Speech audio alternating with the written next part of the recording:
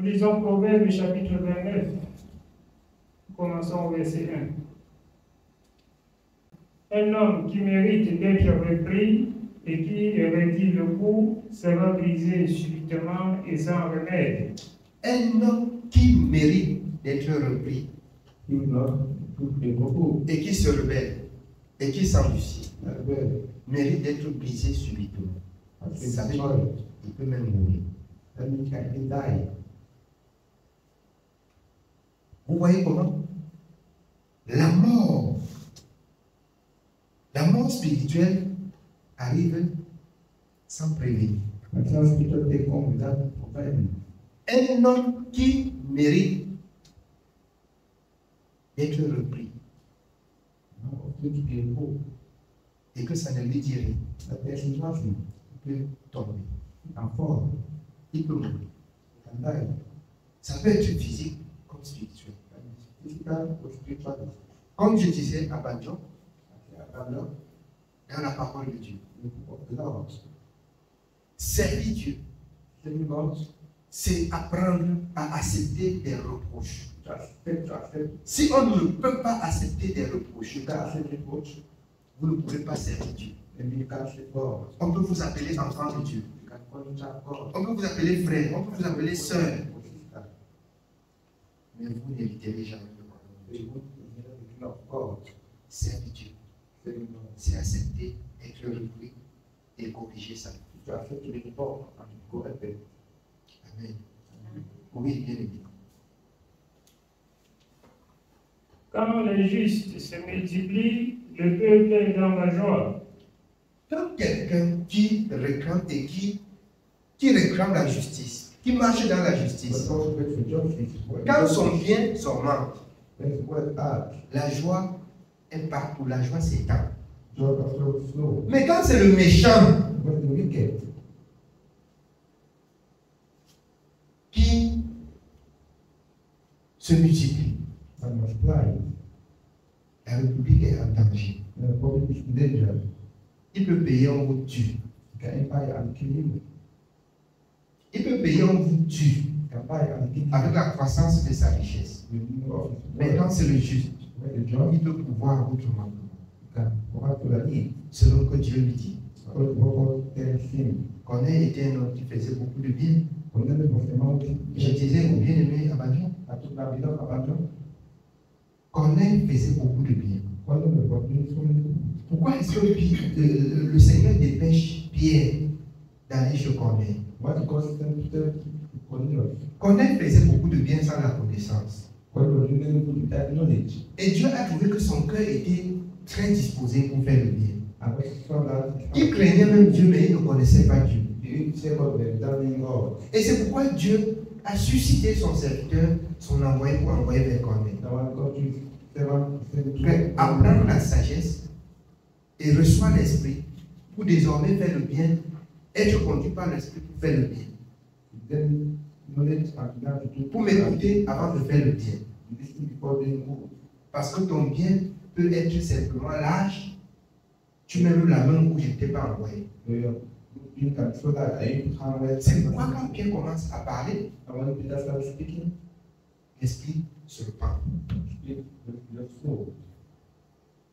L'esprit se repent. Mais beaucoup de personnes ne peuvent pas comprendre cela. Que quand ton cœur aime et fait le bien, ton ignorance, Dieu t'assiste pour t'enseigner et te conduire. Parce que Dieu a trouvé ton cœur disposé. Parce que tu trouves ton cœur plein de bien. Il t'enseigne sur le bien. Et il te conduit dans le bien. Amen. Oui, bien aimé. Quand le méchant domine, le peuple gémit. Quand le méchant domine, le peuple gémit. Si c'est un méchant qui domine ou qui gère, le peuple souffre. Le peuple souffre. De même, quand c'est le méchant qui est à la tête du peuple de Dieu, le peuple de Dieu reste dans la souffrance et dans la captivité. Mais est-ce que le cœur du peuple de Dieu est aussi prêt à recevoir la vérité d'un homme juste qui parle de la part du Seigneur? La révolte de même amène le peuple à la perdition. Quand quelqu'un n'aime pas le bien, quand quelqu'un n'aime pas Dieu, l'apôtre Paul dit qu'il soit à la terre. Ça veut dire qu'il soit maudit. Quand on n'aime pas Dieu. Vous pouvez être dans la maison de Dieu sans aimer Dieu. Vous pouvez être dans la maison de Dieu sans aimer Dieu. Vous pouvez aimer Dieu sans faire la volonté de Dieu. C'est là encore un problème. Vous pouvez aimer Dieu sans faire la volonté de Dieu. Il faut que toutes ces choses planchent dans son ensemble. Jean 14, 15, Jésus dit, si quelqu'un veut, il gardera ma parole. Venir dans la maison de Dieu ne signifie pas aimer Dieu. Aimer Dieu aussi ne signifie pas seulement venir dans la maison de Dieu. Tu aimes Dieu comme Corneille, étant au milieu des méchants. C'est Dieu qui te cherche pour te mettre au milieu des justes. C'est où ça définit quoi? Il y a beaucoup de méchants dans la maison de Dieu. Et il y a beaucoup d'hommes de bien en dehors de la maison de Dieu. Il y a beaucoup d'hommes de bien en dehors de la maison de Dieu. Et il y a beaucoup de méchants aussi dans la maison de Dieu. Ne soyez pas des hommes méchants dans la maison de Dieu. L'homme méchant, c'est celui qui sait ce que Dieu a recommandé et qui ne le fait pas, et qui ne le met pas en pratique. Tu es méchant. Tu es méchant. Quand tu sais ce que Dieu a dit et tu ne le mets pas en pratique, tu es méchant. Tu es un homme méchant. Oui, bien. Un homme qui aime la sagesse réjouit son père. Un homme qui aime la sagesse réjouit son père. Tu aimes la sagesse. Or, tous nous connaissons que la sagesse de l'homme qui craint l'Éternel vient de l'Éternel. L'Éternel de même qu'il a dit dans le livre de Deutéronome, que la parole, les instructions qu'il nous a données, c'est là notre sagesse, c'est là notre vie. Alors, voilà l'homme qui peut réjouir le cœur de son père. Celui qui aime la sagesse, celui qui aime la science, celui qui aime l'Éternel. Amen. Oui, bien aimé. Mais celui qui fréquente des prostituées dissipe son bien. Celui qui fréquente les prostituées dissipe son bien. Tu ne peux pas fréquenter des prostituées sans dépenser.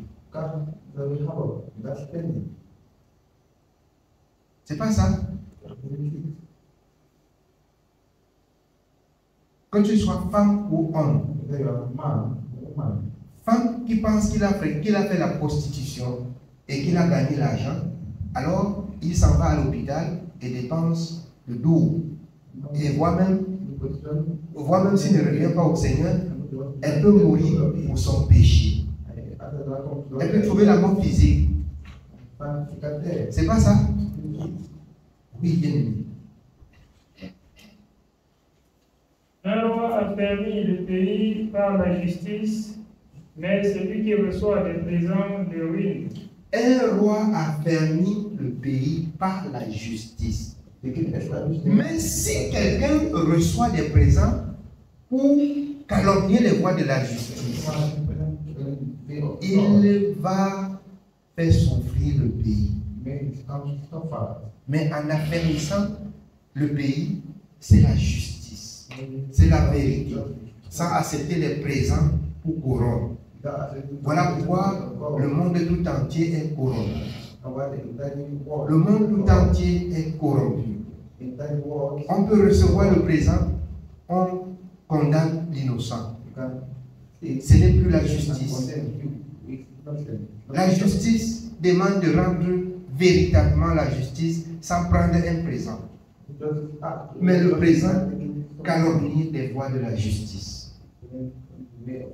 Et c'est aussi être ça, un enfant de Dieu. Lorsque vous, en tant qu'enfant de Dieu, on vous a mis quelque part, le Seigneur a dit vous êtes la lumière. Vous êtes la lumière du monde, vous êtes le sel.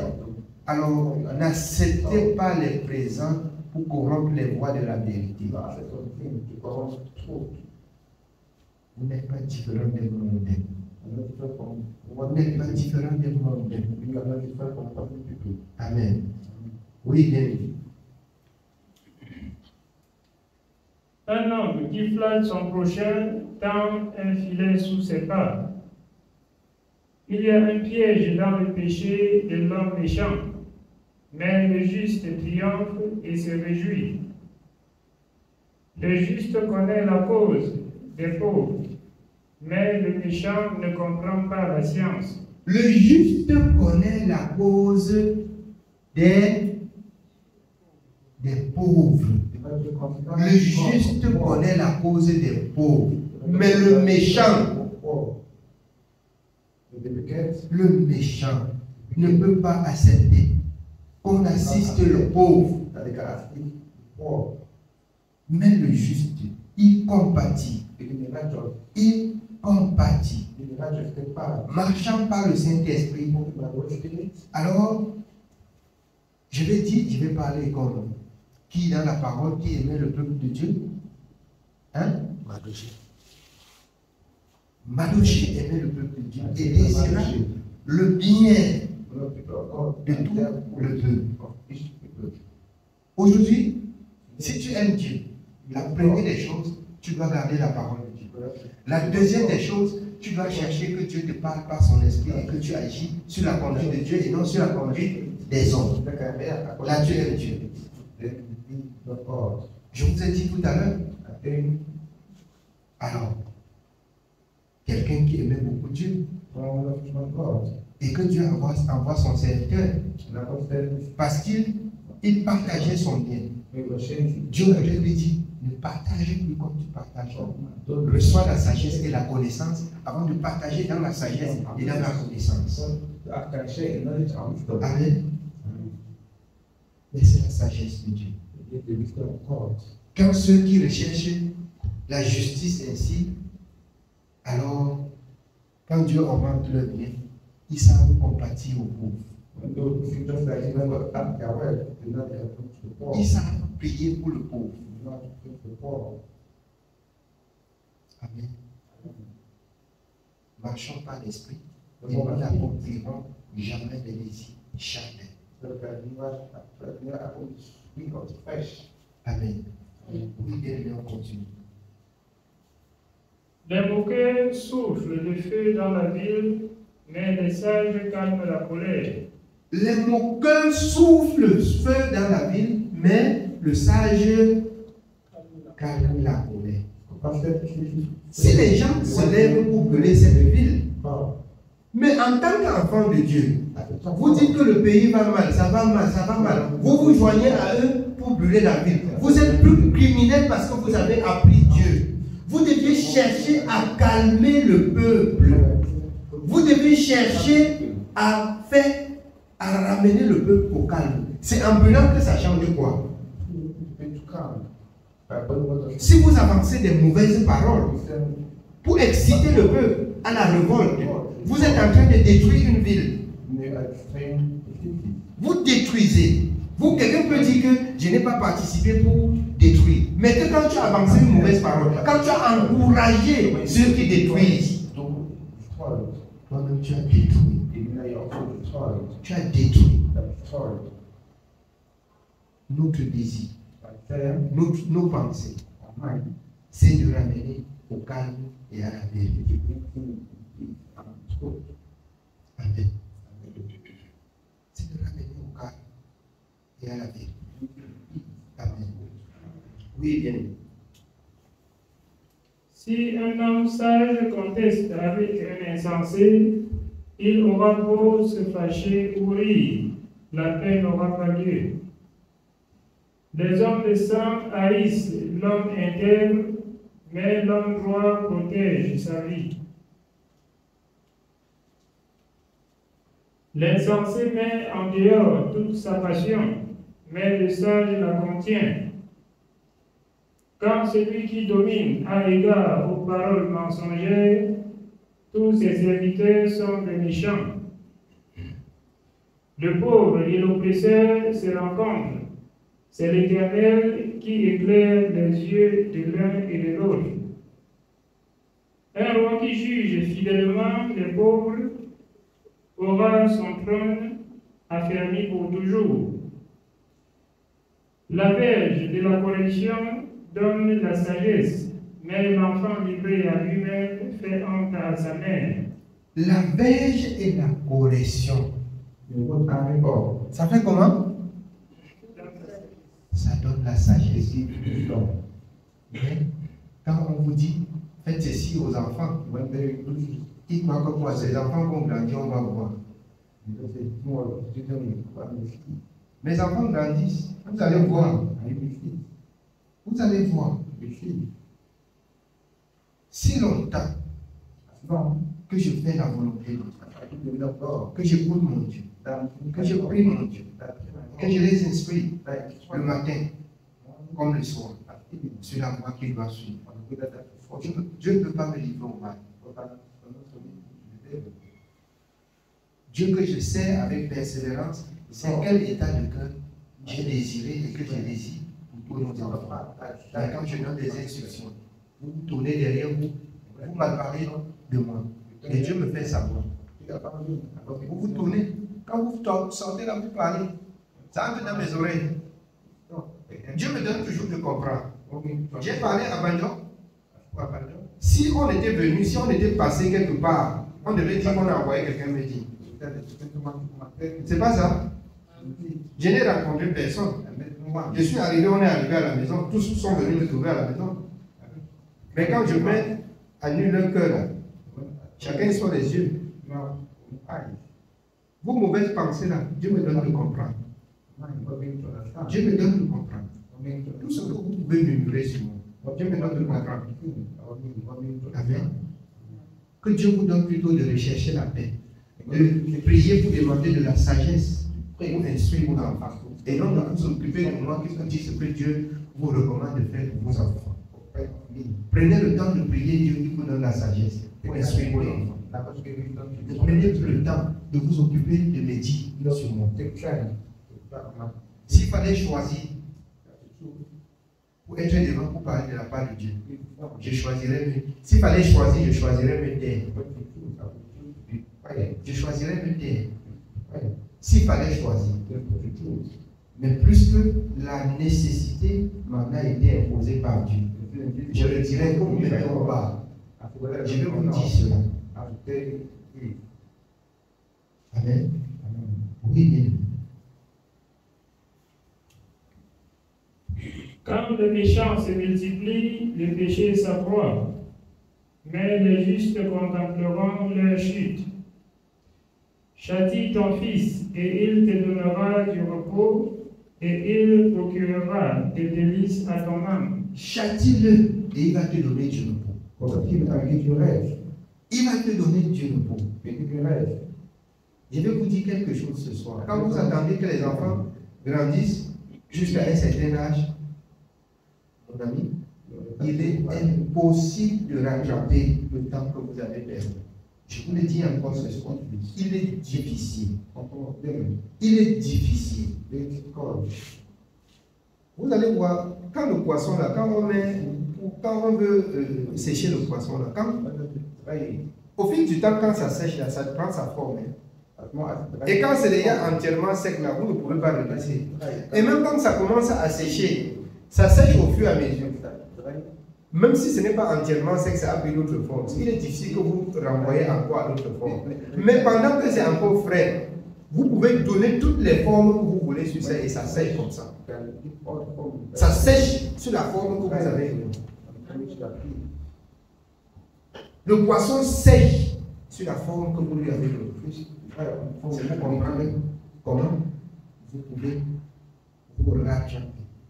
Vous pouvez instruire les enfants. Mais quand ça a commencé à sécher, vous tordez comme ça se casse en se séchant. Il y a les cicatrices sur ça. C'est pas ça? Si vous avez des oreilles pour comprendre, comprenez. Amen. Oui, bien. Continuons au verset 18. Quand il n'y a pas de révélation, le peuple est sans frein. Quand il n'y a pas de révélation, le peuple est sans frein. Vous avez vu ce que le Seigneur a révélé à Panthéon? C'est pas ça? Vous avez vu ce qu'il a révélé? Mais quand il n'y a pas de révélation, le peuple est sans frein. La révélation, en fait, c'est quoi?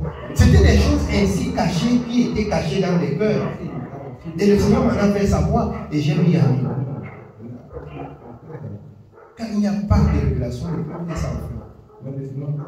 Il peut entrer en plus et s'enfoncer encore plus parce qu'il n'y a pas de frein. On a parlé ainsi. D'autres disent que quand je vais me sanctifier, je vais me sanctifier, je vais me purifier, Dieu va prendre soin de mes enfants. Dieu dit, Éphésiens 6, instruisez vos enfants selon le Seigneur. Proverbe. Quand ils vont grandir, ils ne vont pas se détourner. Laissez-les aller voir les films, les machins et aller faire tout ce qu'ils peuvent faire. Ce que je vais vous dire, c'est que quand ils vont grandir, vous allez beaucoup prier. Le miracle là ne va pas venir. Le miracle là ne va pas venir. Le plus grand miracle, c'est d'écouter la parole.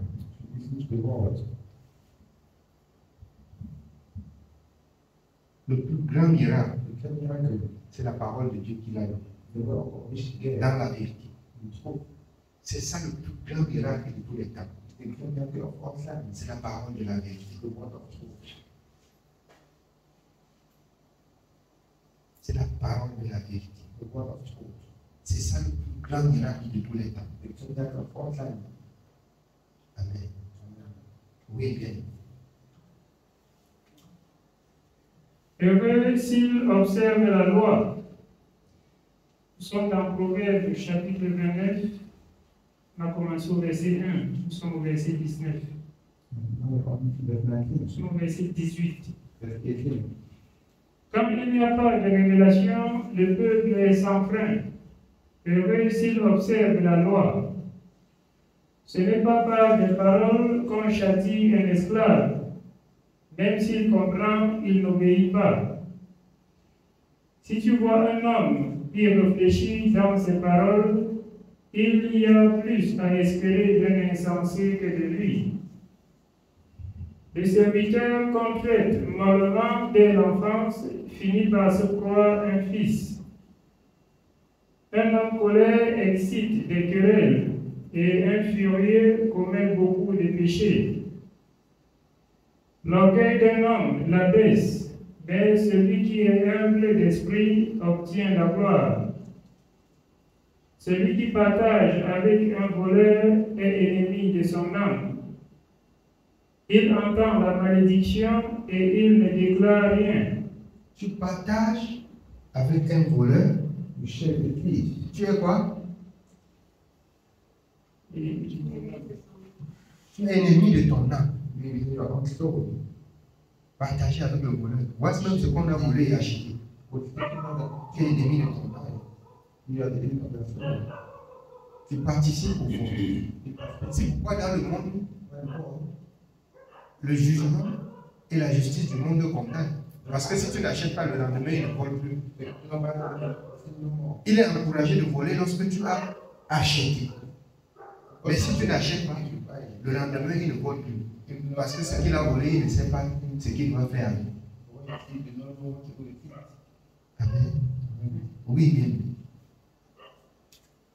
Nous continuons au verset 25. La crainte des hommes tend un piège, mais celui qui se confie en l'Éternel est protégé. La crainte des hommes tend un piège. Si tu crains un homme, c'est possible que ton âme soit vendue. La crainte des hommes tend un piège. Tu crains les hommes. C'est la porte de l'enfer que tu ouvres. Donc, frère, tu ne vas pas réussir. La crainte des hommes. Ça tend un piège. Quand on parle du piège, c'est de ton âme qui est prêt à être vendu.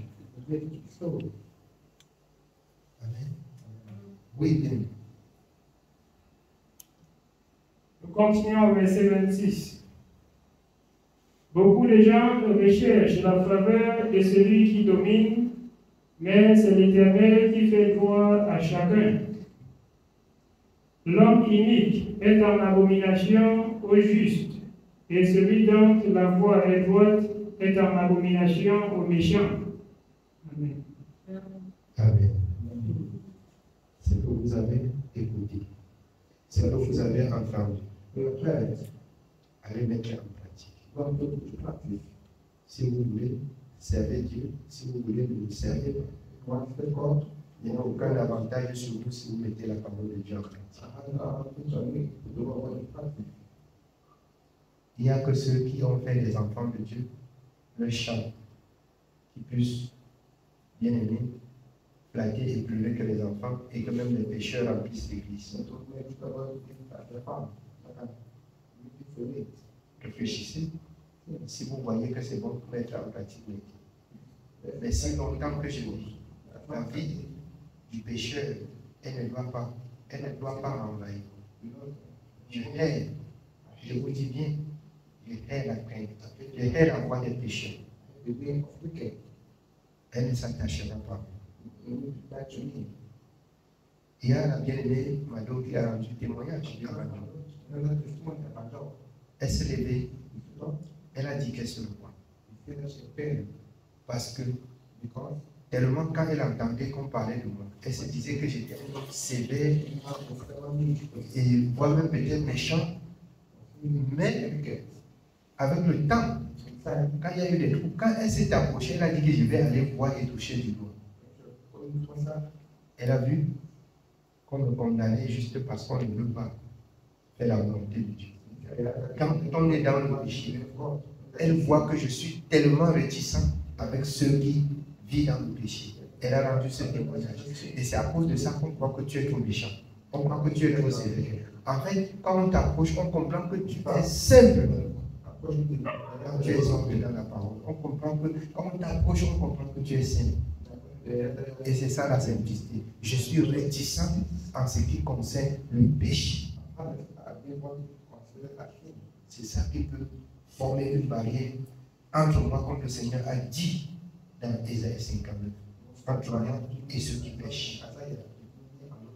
Parce que moi aussi, je hais la mauvaise compagnie, parce qu'elle corrompt les bonnes mœurs. 1 Corinthiens 16, 33. La mauvaise compagnie corrompt les bonnes mœurs. Amen. Dieu soit bien. C'est tout pour ce soir.